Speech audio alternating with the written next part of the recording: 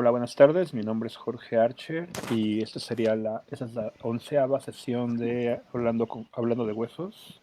En esta ocasión tenemos a la maestra Kelly Blevins, quien es una candidata a doctor por la Escuela de Evolución Humana y Cambio Social de la Universidad de Arizona, Universidad Estatal de Arizona, perdón. En este caso tenemos igual a Joel Olvera, como apoyándonos aquí. Y bueno, pues te damos la bienvenida, Kelly, a tu espacio. Muchas gracias. Una observación, la plática va a ser en inglés, la presentación está traducida al español. De todos modos, cualquier cosa, al final tenemos preguntas. Kelly entiende un poco de español, entonces puede responder muchas de ellas. En cualquier caso, con la traducción o igual Joel con la traducción de alguna de las preguntas. Bienvenida, Kelly. Joel. Gracias, Kelly. Pues muchas gracias por tu tiempo. Y bueno, gracias y bienvenida. Gracias, y gracias por la invitación. Entonces, ¿nos quieres platicar un poquito de lo que has estudiado? Or you can talk about a little bit about what you have studied here now, or about your PhD just before your presentation. Sure. So, as Jorge said, I'm a PhD candidate at Arizona State University in the United States. My background is in anthropology and paleopathology. My PhD focuses on paleogenomics. So using genomics as a tool to answer questions, anthropological and paleopathological questions. So I want to talk today about my dissertation research, which focuses on the evolution of tuberculosis.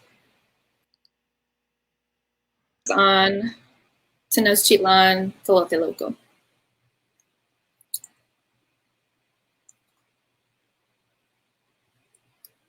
Okay.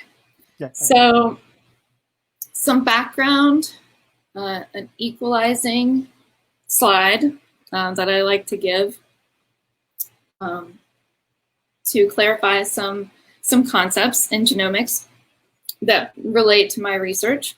So, bacteria have genomes, right? And each bacterium has its own genome. And when we look at that genome, which is just a collection of A's, C's, T's, and G's, we can see variation among bacteria in one species and among species. And so those mutations and that variation, we can use it to organize bacteria into species and organize those bacteria, the relationships among bacteria, to see the relationships, how closely related they are, and how closely and how distantly related they are.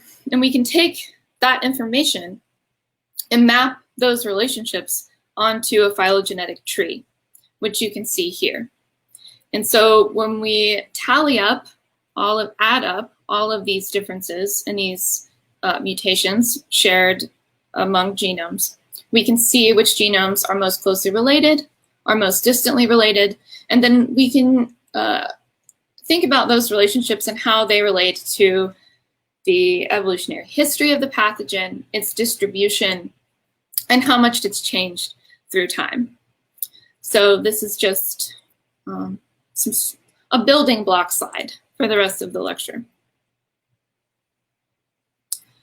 Next, I want to talk about why I'm interested in tuberculosis. So still today, it's the leading cause of death from a single infectious agent. So I saw a headline today that COVID has killed more people since March than HIV, AIDS, influenza, but tuberculosis has still been a higher cost of mortality than COVID. And so it's still a major contributor to the global disease burden, despite decades of public health campaigns and the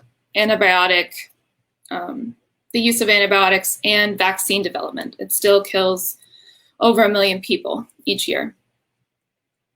Another extraordinary thing about tuberculosis is that it has this global distribution. So it is isolated in certain areas of the world, but we do find it pretty much globally. So it's not ecologically constrained.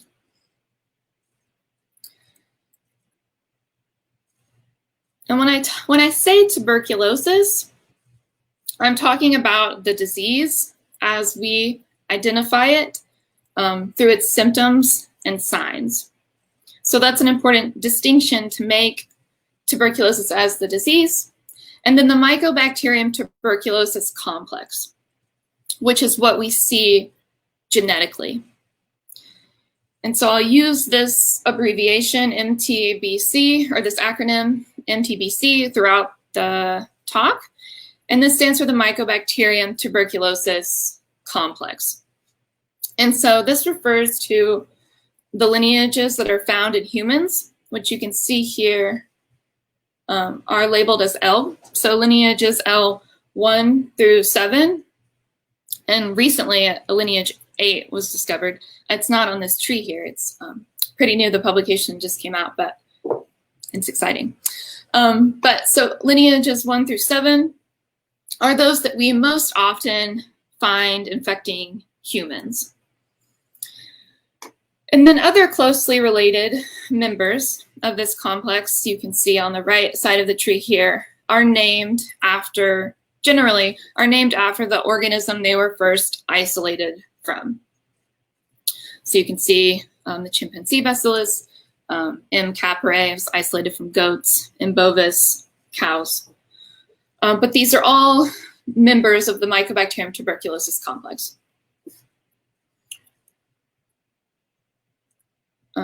And again, just to reiterate why we should be studying this disease in the past, to learn about its distribution and impact today.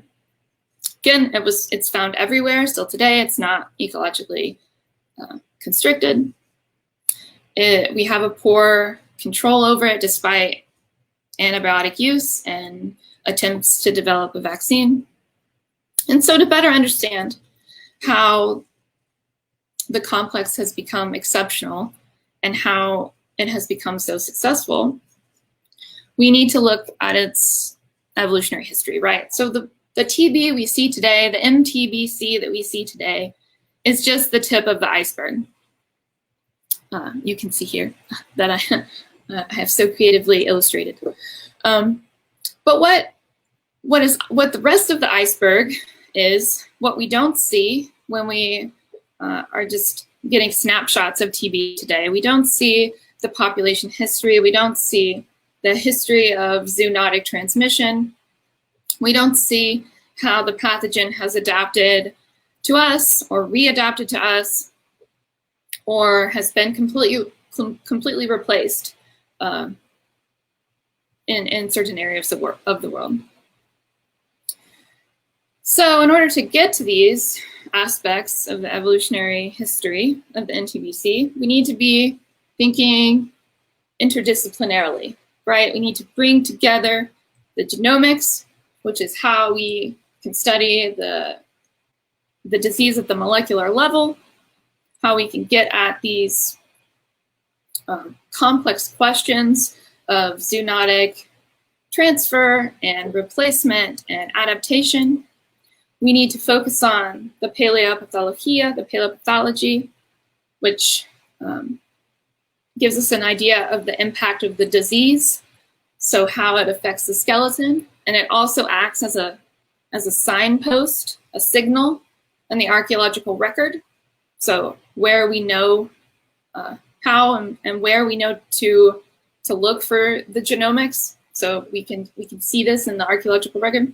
And these two together are going to give us, help us understand the evolutionary history of the pathogen. Just to comment on how infection with MTBC occurs. So generally, you breathe it in by infected droplets. It infects the lungs. And then from there, it can either become a full-blown infection, so an active infection and you are contagious, or it can become latent, where it is sort of closed off and encapsulated in your lungs for a while, and then reactivated during periods of stress or other illnesses. But from there, so you breathe it in, it's chilling, hanging out in your lungs. What we're interested in paleopathology, right, is how it affects the skeleton.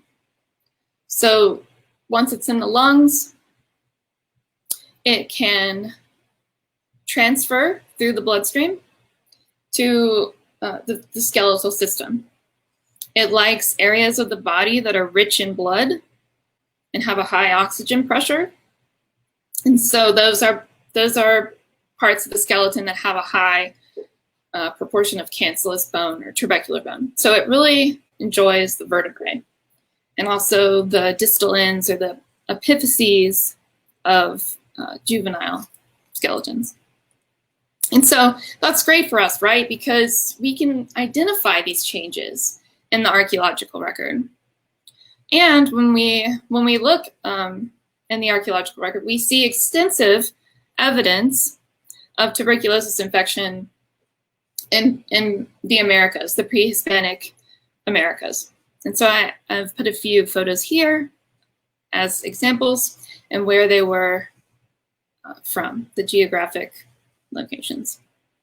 And so when we pull back and look at the distribution of these archaeological cases of tuberculosis, we see some trends emerge, some groupings, and we see that they occur in the largest density in areas where we know that there was a large population density, right? So cities, urban areas, which makes sense because tuberculosis, of course, is a crowd disease. It does really well when people are living close together. And when we look at the temporal component of this distribution, we see that the first cases in the Americas that we have identified are occurring in South America, which is interesting. So when we look at the distribution, so this is today, this is modern tuberculosis. When we look at the phylogenetic distribution, so again, here we have taken the bacteria, we have tallied up all of their mutations, and we have used the relationships among the strains to make this tree to show how they're related to one another. And the colors here on the map correspond to the lineages that you see in the tree. And so when you look at the Americas today, you see lineage 4. And that's almost all of what we see in people in the Americas today, lineage 4. Lineage 4 is the European strain of TB. So I said earlier that it has this global distribution. And within this global distribution, there's a large geographic association. So you can see here, mostly red is European, and then we have Asiatic strains over here, and then we see the most diversity of strains in Africa, which suggests to us that that's where the Mycobacterium tuberculosis complex evolved. But what I am trying to make clear here is that the lineages in the Americas today are lineage 4, which are European lineages. And so this makes sense when we think about conquest and colonization. So the Europeans coming to the Americas, bringing their TB with them. But this doesn't answer our questions about what member of the Mycobacterium tuberculosis complex was causing TB in the Americas, in the pre-Hispanic Americas. And then a second closely related question is why is there more, or why is the earliest evidence of TB in South America? And so the hypothesis for this was that, okay, well, it must have been these Asiatic strains were brought over during the original peopling of the Americas. And that's probably what we'll see when we look at these ancient TB strains from skeletal samples, pre-contact. But no, that's not at all what was found, right? So 2014, a very cool paper came out of my current lab. I wasn't a part of this paper, but this is what inspired me to pursue this research topic, actually. It was this paper. But the authors were able to reconstruct 3 genomes from skeletal remains on the coast of Peru, as you can see here. And when they sequenced these genomes and compared all of the mutations that they have to the known genomic diversity, so all of the TB genomes that have been sequenced, they found that they were most closely related to Mycobacterium pinnipedi, which we know today infects seals and sea lions. And so that was really exciting, right? Wow, this is evidence of a zoonotic transmission from seals to humans on the coast of Peru. And so the hypothetical route of transmission became, okay, so we see the greatest diversity of TB, the complex in Africa, sub-Saharan Africa. It's likely that seals who have a range on the southern part of Africa here brought it over to the Americas along their migratory routes and then passed it to humans on the coasts of South America. The assumption here, the assumption that everything rests on here is that the range, this is just a caveat, but that the range of pinnipeds in the past is the same as it is today, right? So you can see here that there's a disconnect between the northern and southern hemispheres. And we don't really see seals in the northern hemisphere overlapping with seals from the southern hemisphere. And we also don't see any tuberculosis in northern hemisphere seals. So if you're wondering, okay, well, why couldn't it have also come from the coast of North America? That's why, right? We have a large disconnect between the habitat of seals, which is shown here in yellow, between the north and the south. And we only see TB in southern hemisphere pinnipeds. So this is really interesting context to study zoonotic transmission, right? So we see seals bringing it over and giving it to humans. But then when we look at the archaeological record, we know that it was spread throughout the Americas. So that means that it must have adapted to humans, right? And spread pretty rapidly throughout the continents. And this is really interesting because we rarely see zoonotic disease maintained to jump from animals to humans and then be able to maintain itself in a new host. So complete its infectious cycle. So we see sort of these stages of the zoonotic transmission dynamics more frequently than we see these long outbreaks or a pathogen jumping from another organism to humans and becoming an exclusive human agent. So then the next questions are, and the questions that I am focusing on. Okay, so based on the archaeological distribution, it looks like M. pinnipedi was adapted to human transmission, right? Because it has this large geographic spread outside of the range of southern hemisphere seals. Or could it have been introduced from another zoonotic host? So what I'm focusing on is, to answer this question, I'm focusing on Mesoamerica, specifically the basin of Mexico. Well, specifically Tenochtitlan-Tlatelolco.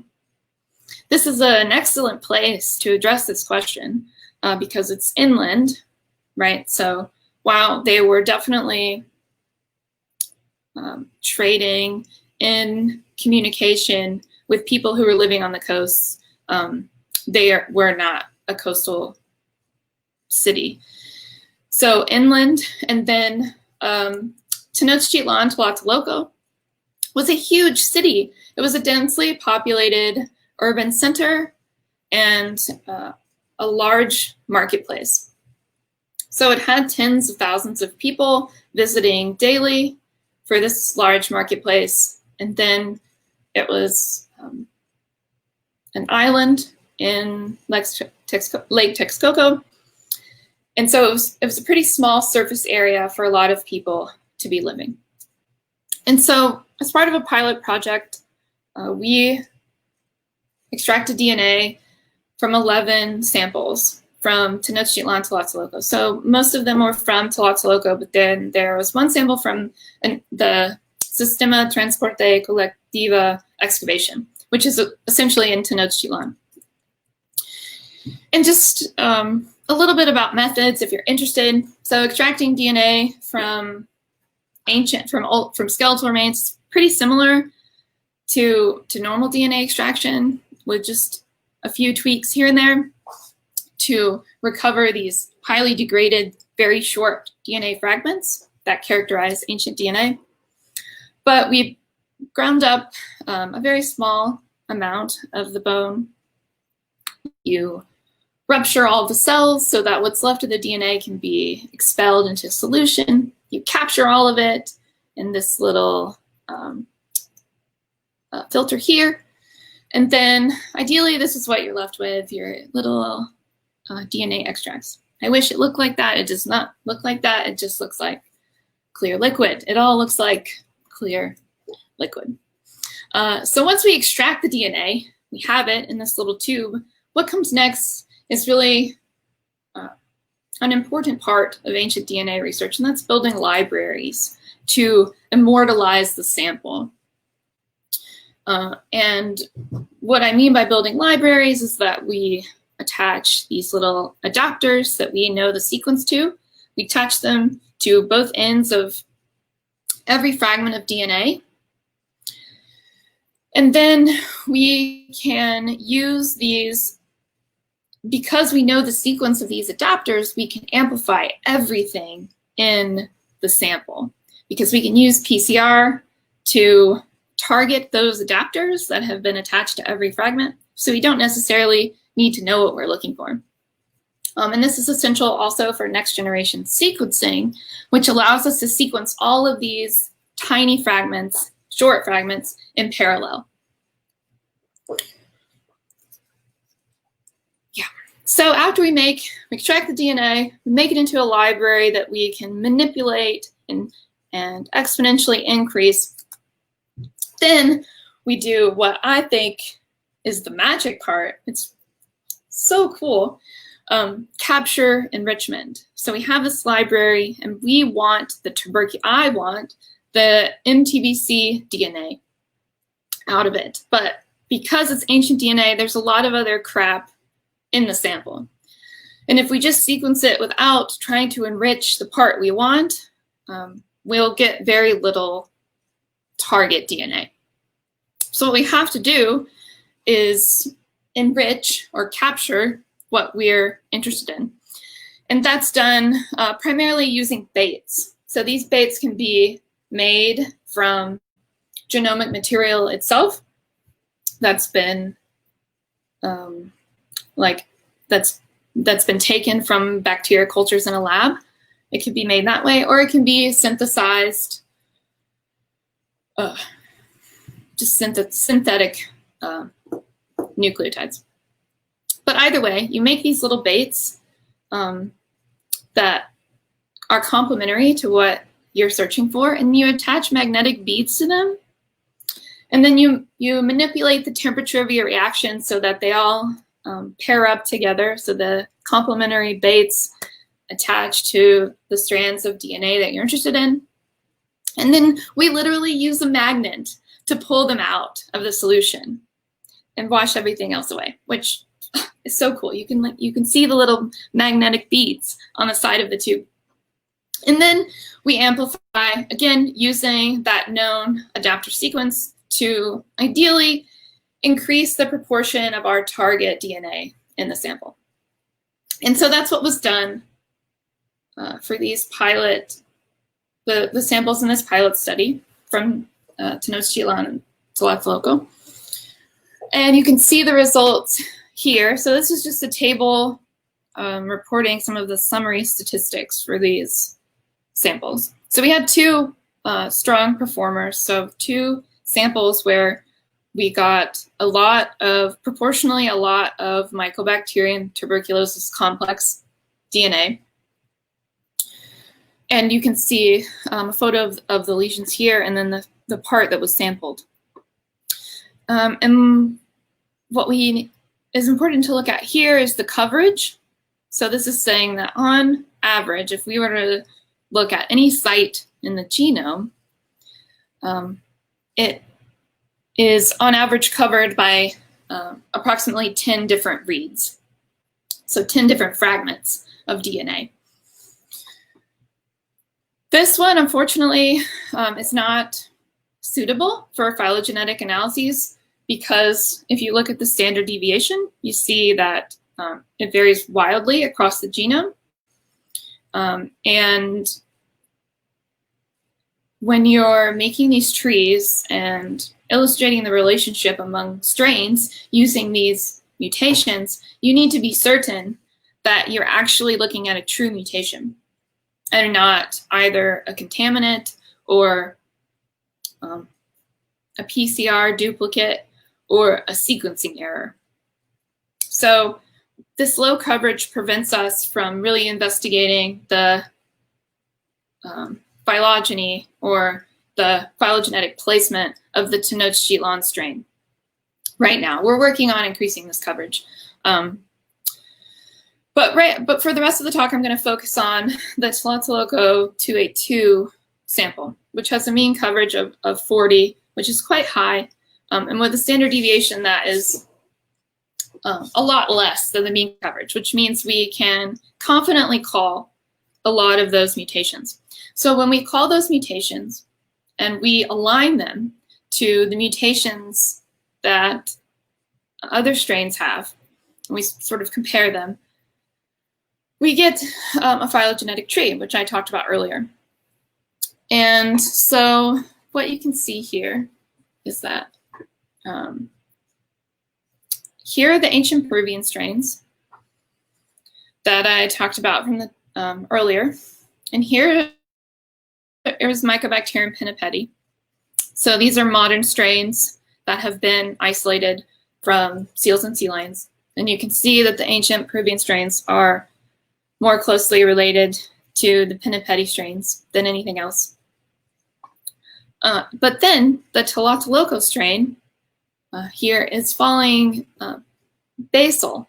So it is essentially, it looks older than these strains. That's really interesting, right?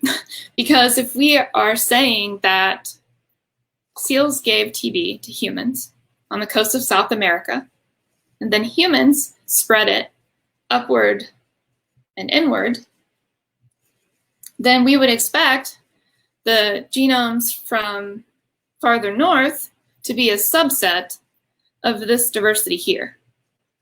So we would expect this sample to be derived from the coastal Peruvian samples. I hope that makes sense, because that's sort of the crux of the next few slides. So again, very interesting.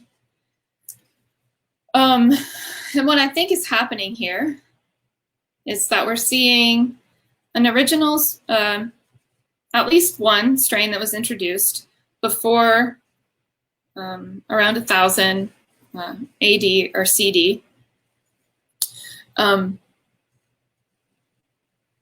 And so that's before the Peruvian TB genomes, right? So there was an older jump that wasn't captured in the 2014 Peruvian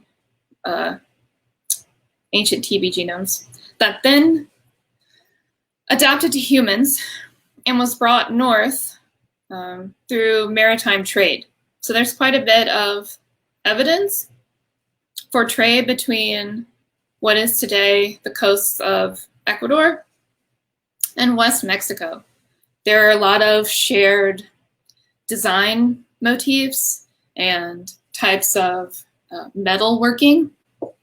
And so there's been quite a bit of research on this trade route here.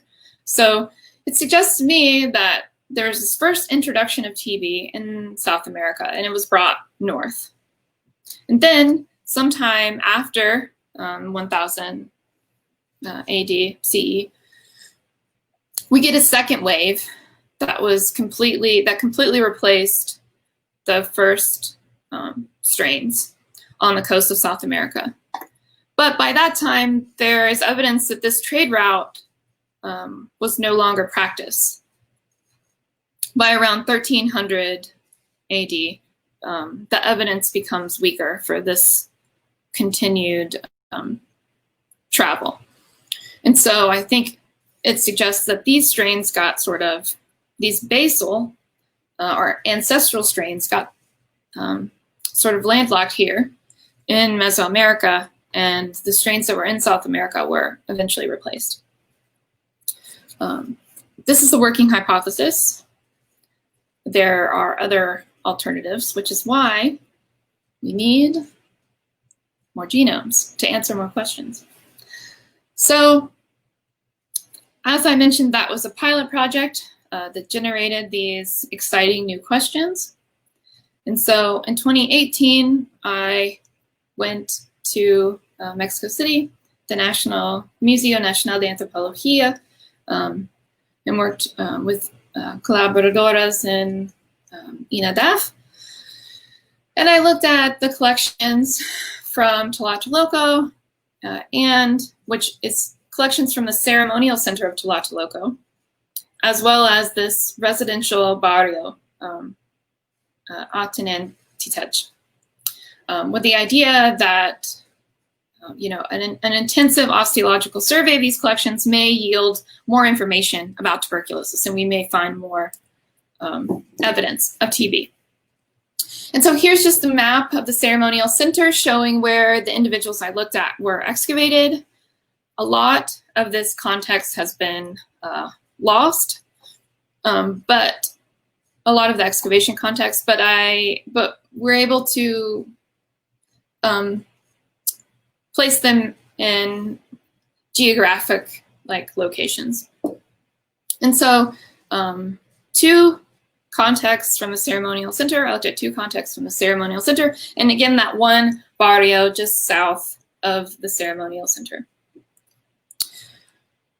And part of this osteological analysis was comparing these two contexts. So do we see differences in tuberculosis between the residential barrio and the ceremonial center?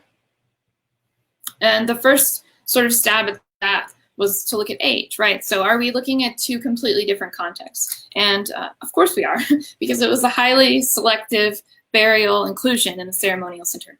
And you can see that quite nicely here. So Tenochtitlán is in red, pink, and you can see it approximates a normal mortality curve where you have most of the individuals dying in the first few years of life and then in older age categories. But if you look at the context from the ceremonial center, you see that mostly young individuals were buried there. We're buried there. If you look at another dimension of these ceremonial center contexts and the residential barrio, so the dimension that I'm interested in, infectious disease, you can see an even stronger pattern of differentiation. So this is all infectious disease, not just tuberculosis, so specific and non-specific infectious disease. But what is clear is that people who were buried in the ceremonial center were more likely to have infectious disease, and they were more likely to be young. And so just to summarize that, found quite a bit of evidence for tuberculosis in the ceremonial center, much more than you would expect from a normal attritional cemetery, which makes sense. We always need to be thinking about what context we're analyzing from, right? Where are our skeletons coming from? How is the mortuary deposit made? But it's highly suggestive and echoes the results of previous research in Tlatelolco that looked at a different context, that individuals interred here were highly selective, right? So juveniles and people with these would have been very visible infectious diseases or pathologies. And so the next few slides, I just wanted to talk about some of the cases, because I think that they're very, some of them are diagnostic and some of them are very interesting distributions of the disease on the skeleton. So here you can see this individual, my mouse, my cursor. Here, this vertebral body, so this is a spinal column, and this vertebral body has been completely resorbed. It's not missing. It's been completely resorbed. And here you can see new bone formation on the visceral surface of the rib, which is related to inflammation in the lungs, almost complete destruction of the sternum. Here, lytic lesions in the sacrum, and then multifocal lytic lesions along the lumbar vertebrae. So another individual here, we see a similar presentation as the last individual on the sacrum. So these multifocal lytic lesions with rounded margins.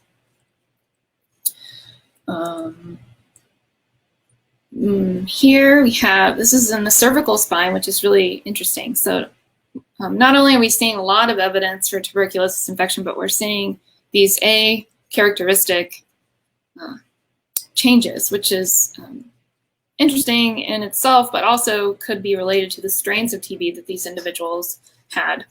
So again, you can see complete destruction of the vertebral body, and that is shown in a different angle here on the right. More of this vertebral destruction, these round, ovoid lytic lesions with rounded margins. And here's an interesting case with, it's not traditional. So identifying tuberculosis traditionally relies on these multifocal vertebral lytic lesions, but you also see it, especially in children, in the distal or the ends of the long bones, and that's what you're seeing here. Again, in these blood-rich spaces, these rounded ovoid lytic lesions, and almost, well, destruction of the proximal femur, and then here we can see in the distal femur these ovoid lesions in the trabecular bone.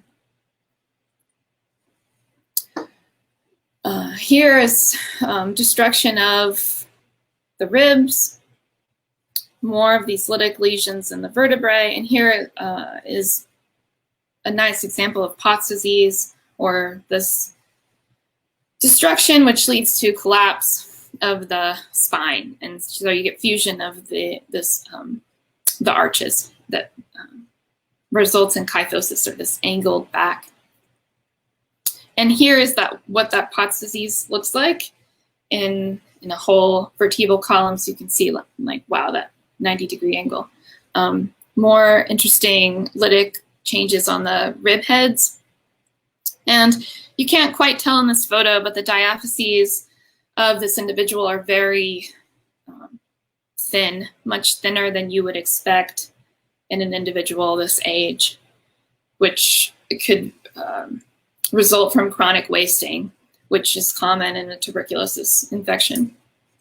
Here, lytic lesion in the cranium, coupled with destruction of the ischium here, almost complete destruction of the femoral head, you can see here, and more vertebral lesions. And this is the last one. Sorry for the non-paleopath people, but I hope that this is, I don't know, interesting to some of you at least, because it's really interesting to me. And so here we see more destruction of the vertebral body, also these ovoid lytic lesions in the pedicle, so in the arches themselves and not just in the body. This is an atypical manifestation. Sometimes it's seen though, but it's just interesting. And more lytic changes in ischium. And then we see more of this fine bone deposition on the internal surfaces of the ribs. So, given all of these changes, I was able to, working in collaboration with Ina Dav, I selected samples from all of these individuals that I just showed you strategically to minimize destruction as much as possible. And what I'm working on right now to generate more MTBC genomes from the site, but also to ask a few more questions that hopefully will help us destroy less bone in the future. So right now I sampled on different lesion types within the vertebra. And so the goal is to compare where the bacteria are preserved the best, but also where they most likely to be at the time of death. Because that's where we want to capture the site that has the best chance of giving us a genome so that we can destroy less bone. That's the goal. And then, so these extracts, of course, I made them into libraries, so now I'm getting them ready for sequencing now, which you can see here in my rainbow tube racks. And the future directions of this work, of course. So what I've presented so far is just preliminary work, really exciting, but it's guiding sort of the direction that I hope to take with the recovery of these new genomes. But given that Tlatelolco is this highly densely populated urban center, we can ask questions about, okay, if this was a zoonotic infection and it was transferred between people from South America to North America, and it's just been kicking around in these populations, what did it do once it entered this urban center, right? How did the population of the bacteria expand? How did urbanization influence the evolution of this strain of MTBC? Another question is, were there multiple? So in the very simple diagram I showed you, it was just a model of one introduction into the basin of Mexico, but were there more? Because we know these Ecuadorian to West Mexico trade routes lasted for approximately 1,000 years. So were there multiple introductions this way? And that's what I'm hoping this wider sampling strategy will allow me to answer. And then, importantly, what are the functional changes that occurred in these strains that allowed them to adapt to human transmission multiple times? And can we see a parallel evolution between these strains that allowed them to successfully adapt to a human host? So to sum up, what sparked this research was 3 genomes from coastal Peru from around 1100, 1000 AD were isolated and sequenced and analyzed, and when they were compared to all known TB genetic diversity, they were found to be most closely related to the strains that infect seals and sea lions. So that led to the questions about how it arrived to the Americas, and then what it was doing in the Americas prior to replacement by this European lineage. My research on, our research on the MTBC in Tlatelolco suggests that there were multiple introductions of MTBC from seals into humans in the Americas.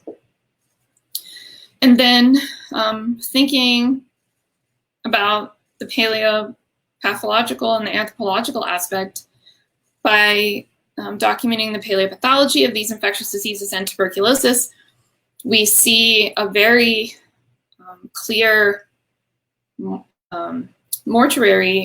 selective mortuary practice within the ceremonial center of Tlatelolco, where we see these young, sick individuals being buried in the ceremonial center when compared to more of a residential barrio.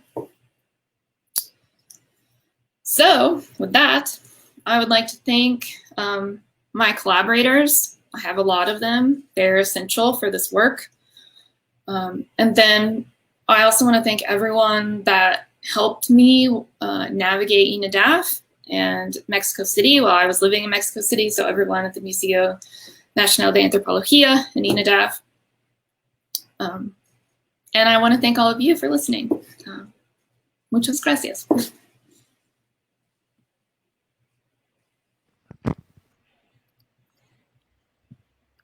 Gracias a ti, I Kelly. guess, Joel tuvo que salir, pues tiene una llamada de trabajo, entonces esperemos si se puede después volver a conectar, pero bueno, muchas gracias por la plática. Tenemos algunas preguntas, si quieres las pongo. Está Jimena Chávez. Y bueno, dice que sí, did you plan to analyze more samples for another sites of Mesoamerica in the future? Yeah, that is one of the goals. That would be, yeah, that's the natural next step. West Mexico would be a very interesting place to look next, because that is the hypothetical entry point of Mycobacterium tuberculosis complex into North America. But yeah. Okay, hay uno de another one from Coral Aguilar. I like this talk too much, and is there evidence to support another infectious diseases in bone, and can they be distinguished on gross examination? Yeah, great question. So yes, many diseases affect bone, but only a handful affect bone in a characteristic way that allows us to pinpoint what infectious agent was causing those changes. So tuberculosis is one, leprosy is another, and treponemal disease. So syphilis, yaws, Bajel, those are treponemal diseases. And those can leave characteristic changes. But the caveat is, the problem is that they all sort of leave similar changes. So there's a huge overlap among those. But with careful differential diagnosis and documentation, you can tease them out. So those are the three big ones. And then there are others that leave characteristic changes, like brucellosis and others. But most infectious diseases just leave sort of inflammatory changes on the bones that you can't pull out. Well, actually, most infectious diseases don't leave any skeletal changes. They just kill you. Yeah. Okay, there's another one from Miriam Bravo. Great talk, Kelly. Are the chief samples suitable for substrate to recover MTB and Asian DNA?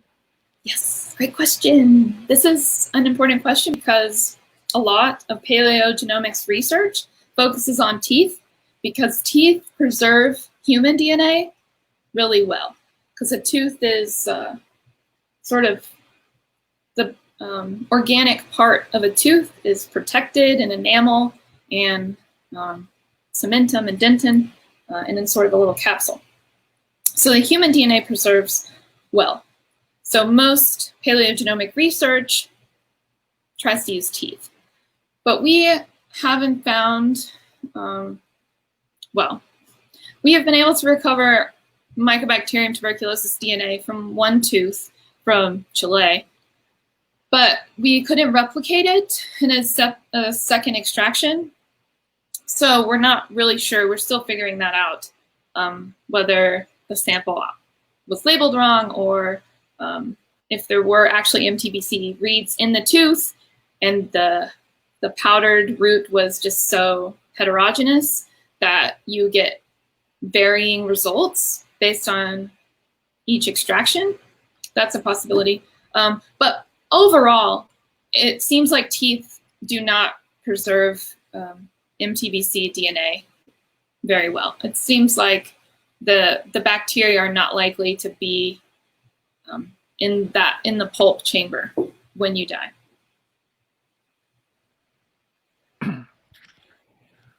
So I have a question. So from Mesoamerica, the only evidence you have right now is from the ones you took, or there's more that you know? I know there's some in colonial times that it was you can see the National School of Anthropology, but apart from Tlatelolco, there's other sites that you have seen. Not that I have seen, but that are published. So there is a dissertation that was published in the 70s. I'm actually waiting for it on interlibrary loan right now, but they report TB from sites in West Mexico. There's also been a paper from Teotihuacan that identifies two samples, or two individuals that seem to have tuberculosis infection. And there's actually a master's thesis on the Tlatelolco collection that describes some of these samples, or some of these individuals. But, oh, and then there's the report from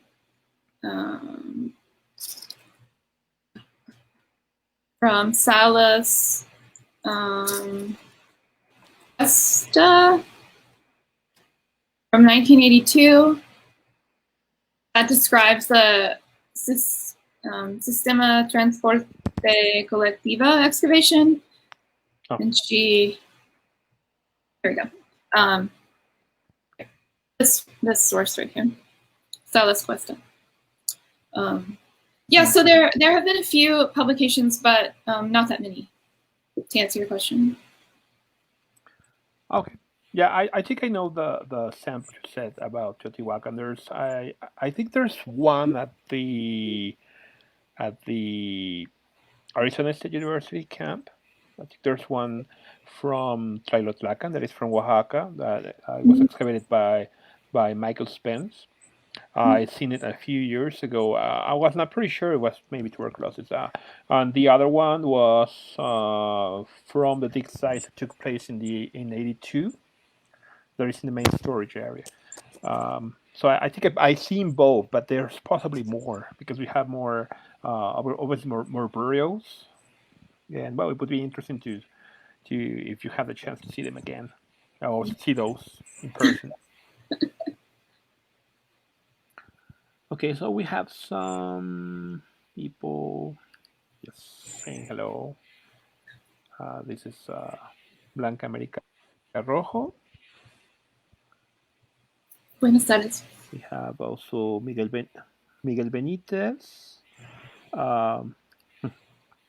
She says, Blanca America Rojo says, very interesting, thank you so much.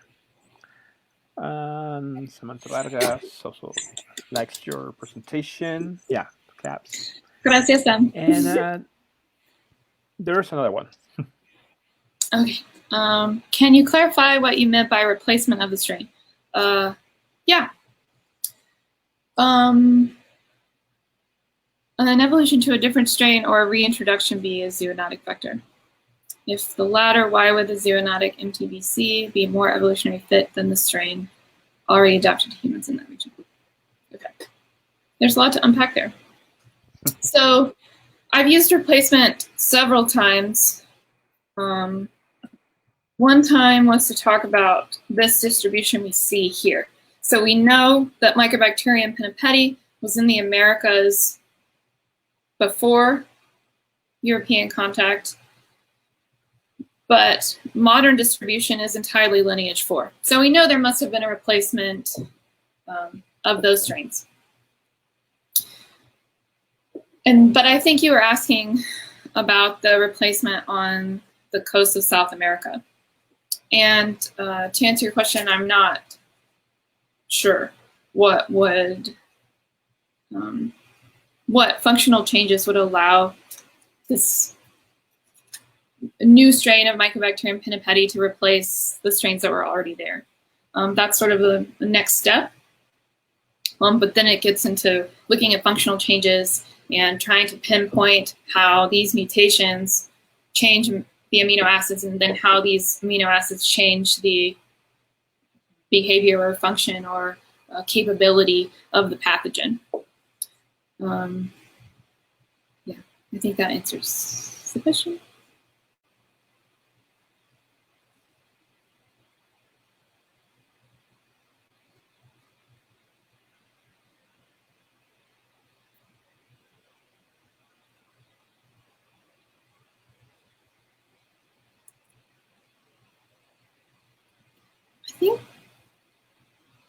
I think it may be muted. Why? Yeah, sorry. Okay, so this one is from Leonardo Jurado. It says, amazing talk. We know today that stenosis forms still are accidental and issues. Is there any evidence that rather than genetic to support the stenosis event? Great question. Yeah. So we do see pinnipedi in zoos, and we see it in other animals than seals. And sometimes zookeepers will acquire it as well. But it's usually a dead end in these different hosts when they are infected by it. Right now, the only evidence we have is the genomic evidence. It would be ideal if we could look at some ancient seal remains and with TB and get ancient TB genomes from seals that were alive at the same time as these Peruvian individuals. So that would be the best way to test the hypothesis, right? But now all we have to go on is that these ancient strains look the most like these modern seal strains. And of course, there are a lot of loopholes there, but that's the evidence right now. Okay, thank you so much. Well, I think there was very, very clear. There's no more questions for you. Let's see if there's one more, because we have a small delay from the transmission. But well, either I want to thank you for this talk, and I hope we can see you in the near future in Mexico. Yes, I hope so too. After this pandemic. Yeah, this crazy pandemic that is just boring us, everyone, because we have to be working at home all the time. Bueno, en este caso quiero agradecer a Kelly por su participación y por esta ponencia tan interesante. La ponencia va a estar disponible. De todos modos, cualquier cosa le vamos a pedir a Kelly que por favor nos dé su correo para poder, si alguien tiene alguna pregunta o algo, pues con todo gusto se la pueden hacer llegar directamente. So if you can give us your email, so if someone has a question. Yeah, absolutely. Let's see. I'll just put it.